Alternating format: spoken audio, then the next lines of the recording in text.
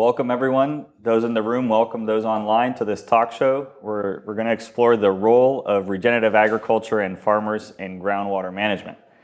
And for those of you that work in water or agriculture, you've probably heard the term regen ag or regenerative agriculture quite a bit. It's gained in popularity tremendously over the past years within communities of farmers, within corporations, within NGOs. And, it's something that potentially has a lot of potential to deliver outcomes. But I have kind of two problems with regen ag. The first one is that we haven't aligned on a definition. A lot of folks define it as a certain approach that delivers specific outcomes. Others define it as a set of practices, right? We're not going to solve that today, unfortunately. So for the purpose of today, we're going to define it pretty broadly as practices within agriculture that deliver improvements in the environmental and social dimensions of agriculture, such as water quantity and quality, nutrient management. Well, that's a practice. That's not an outcome. The livelihoods, soil health. So I would include practices like nutrient management, like I mentioned, irrigated water management, soil health management, things like that. So that's kind of one issue area. The other issue area is that the role of water specifically in regen ag, in the literature that's out there, it's not perfectly understood. And we're not going to completely solve that today, but we are going to explore one aspect of that, and that's the aspect of groundwater management in regenerative agriculture. And we are fortunate enough to have two folks that are working at the intersection of agriculture and water management. We have Truca Smore from Cargill, Global Water Lead. Cargill is one of the largest food companies in the world, working very closely with farmers in agriculture. And we have Aaron, Director of Water Projects in the Colorado River Basin Program for TNC. So maybe Aaron, starting with you, regen ag and groundwater management. Does it help? Does it not help? What's their role? How do each other play together? Yeah, sure. Thanks, Paul. I mean, I think for our work at the Nature Conservancy, with where I work, which is at the intersection of ag and water, we're always thinking about what is the role of ag and irrigation water management and how it connects to freshwater resources, right? In the Colorado River Basin, agricultural water use accounts for 85% of the water use in the basin, and that's relatively similar worldwide, right? So we know that farmers and ranchers are going to be our best partners in improving water management to improve freshwater resources. And then when it comes to regen ag, I think our question is, what are their related practices that they can combine with their irrigation water management that can provide benefits to the farmers that you mentioned, benefits to biodiversity, and benefits to fresh water.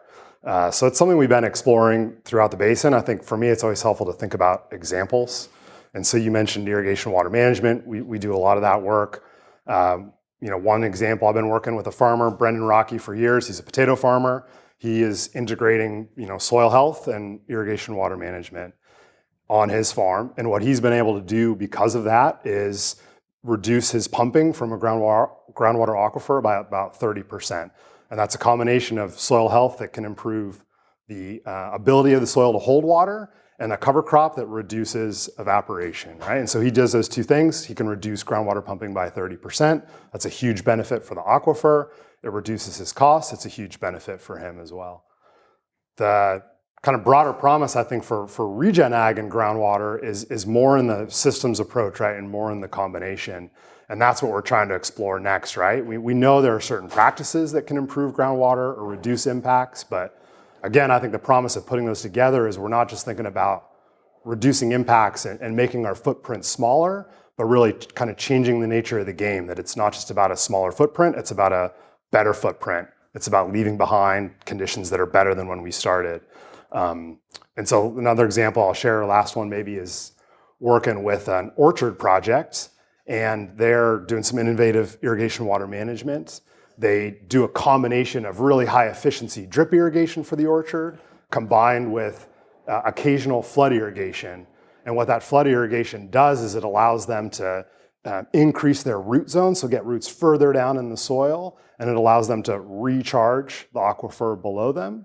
And then they use that deep groundwater percolation to grow long-term perennial grass species mix that also provide pollinator habitat benefit that can help pollinate the apple trees, right? And so it's how we connect those systems that I think gives the biggest promise for ag, for biodiversity, and then for groundwater, right? Because again, we're thinking about reducing the impact and reducing withdrawals from groundwater, but also how we can recharge it and how we can do it to provide those kind of multiple co-benefits. Yeah.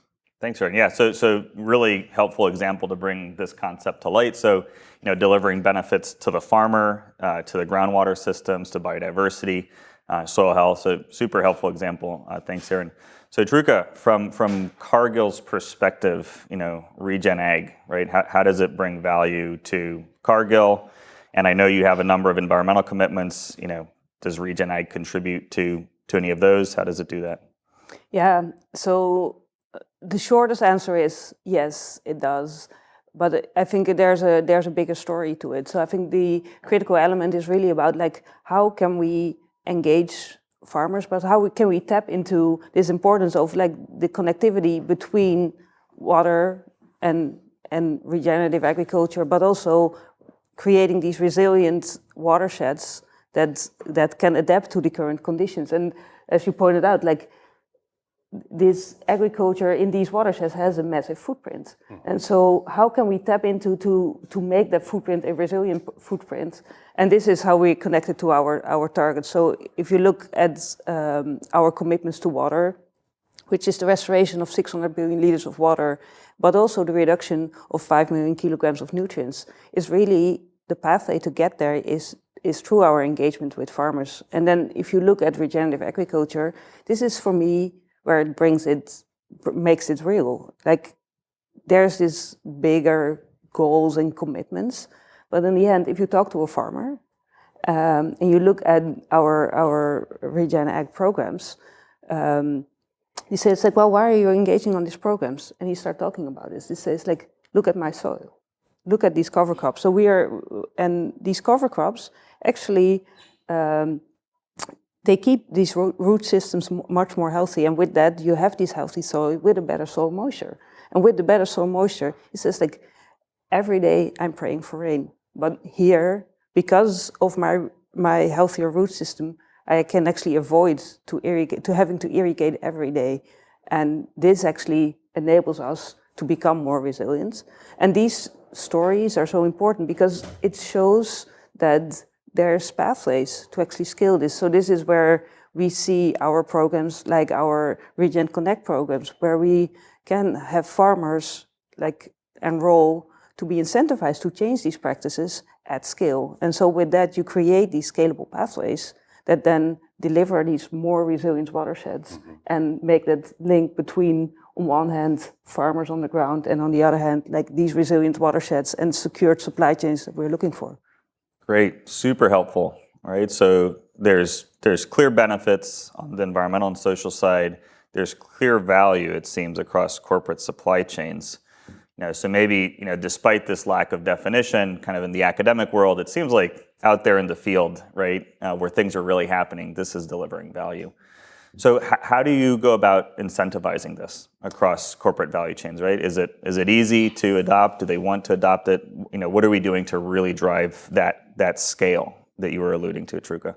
Yeah, so this is actually where some of the complexity comes in, because that's where you start. Is this is well, there's one way of the high level picture. It's okay, agriculture has a footprint. Regenerative agriculture can be a solution to achieve this. But if you start looking on the ground, you have to look at the bigger picture. So this is where we actually looked at defining key principles of what does it take to actually build that resiliency in the right way. And it's built on 4 principles, starting with look at your context. Every watershed is unique, and watersheds face different challenges. So if it's about depletion of groundwater, look at how you can increase the recharge. But if it's about nutrients running off from that land, you have to focus on your runoff.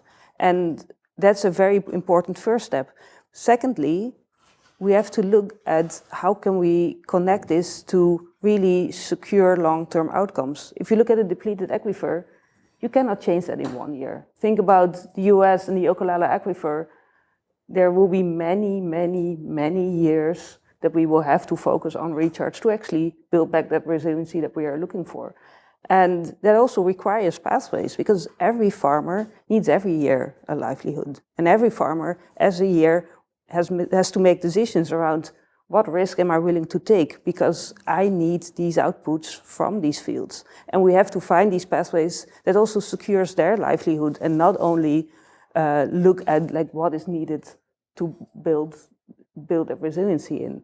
So that's the second part, is how can we work towards these long-term outcomes. Thirdly, it's also about like what practices actually help us deliver these outcomes, which is looking at like how do we ensure that things are actually getting better. Like planting cover crops, as you're saying, will add evapotranspiration, and we have to compare how actually what we are incentivizing for makes the total picture complete.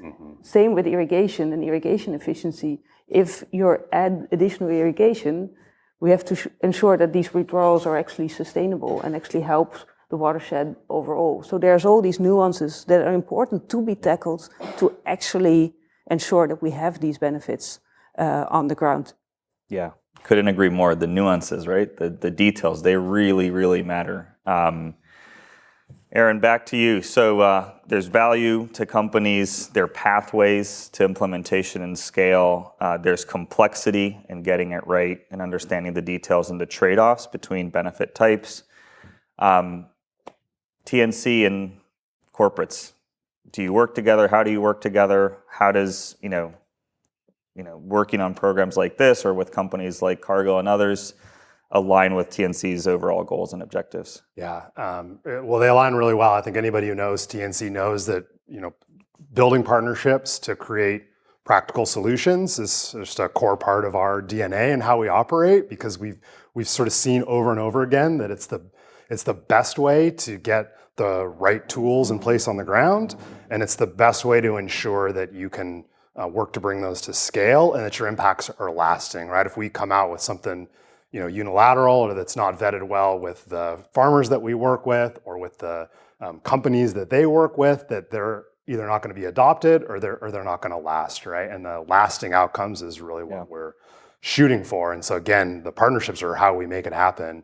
Truca, you mentioned the complexities. What our team says all the time is that all water is local, right? Every ditch is different, every basin is different, it's got its own unique circumstances, and so we have to have those local partnerships so we can understand, what are the right tools for this place to meet the needs and challenges and opportunities there.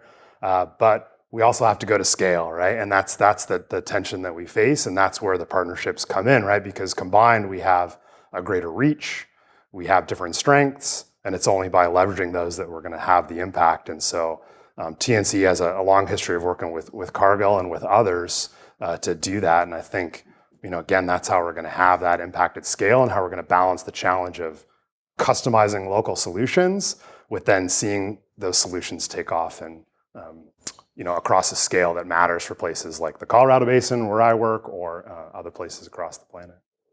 Super exciting. So there's the potential for outcomes, environmental outcomes, social outcomes, farmer livelihoods. Yeah.